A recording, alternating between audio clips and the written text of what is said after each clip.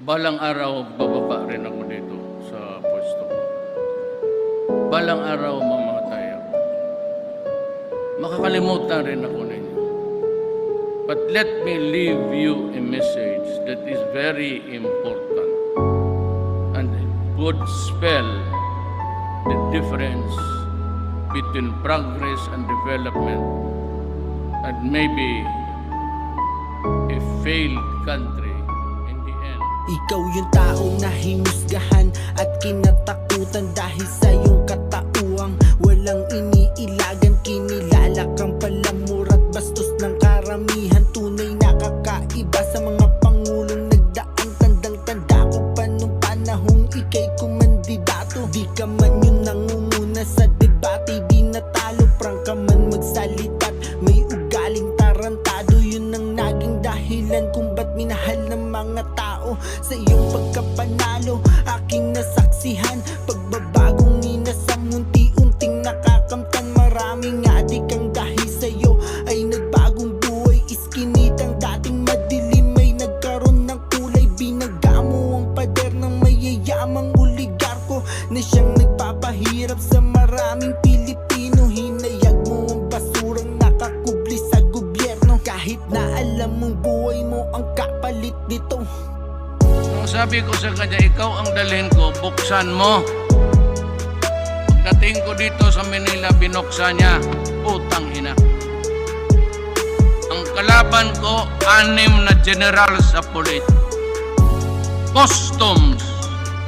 Lahat ng mga gangster nandoon. Sabi ko, ang kalaban ko, bayan ko mismo. Kalaban ko, bayan ko mismo.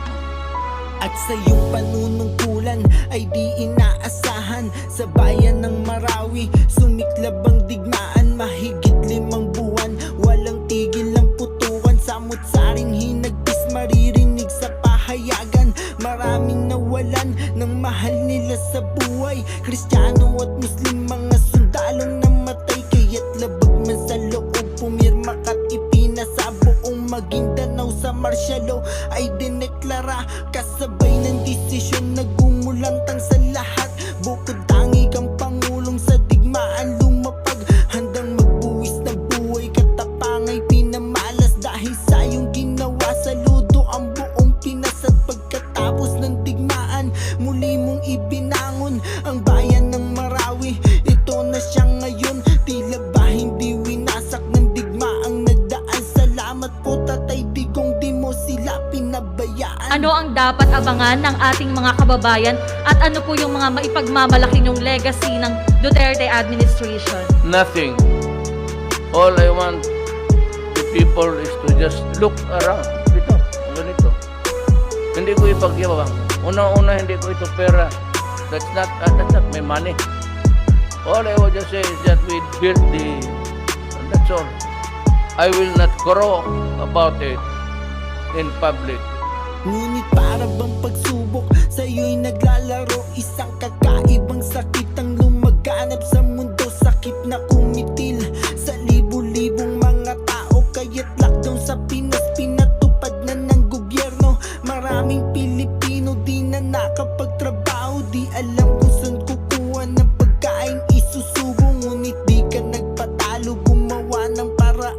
Ipinasa mo ang ayudan sa sikmuray lumaman. Alam naming hirap ka na, mahal naming Pangulo. Sa 2 taong pandemic, kailanman di ka sumuko. Marami pong salamat sa iyong mga nagawa. Dahil sa iyo ang Pilipinas nasilayan ng pag-asa. Kung pwede nga lang sana na ikaw na lang ulit. Ikaw na lang sana at wala nang pwedeng pumalit. Kaso hindi po pwede yun kasi ikaw na din nagsabi na baguhin ang Pinas ay malabo pang mangyari. Ngunit di mo lang alam, marami kang nabago. Di lang ang sariling bayan, pati aming pagkatao. Binago mo ang pananaw sa'yo ng karamihan. Dahil sa mabagsik mong anyo ay aming nasilayan. Ang sang ama na matigas ngunit hindi ang puso.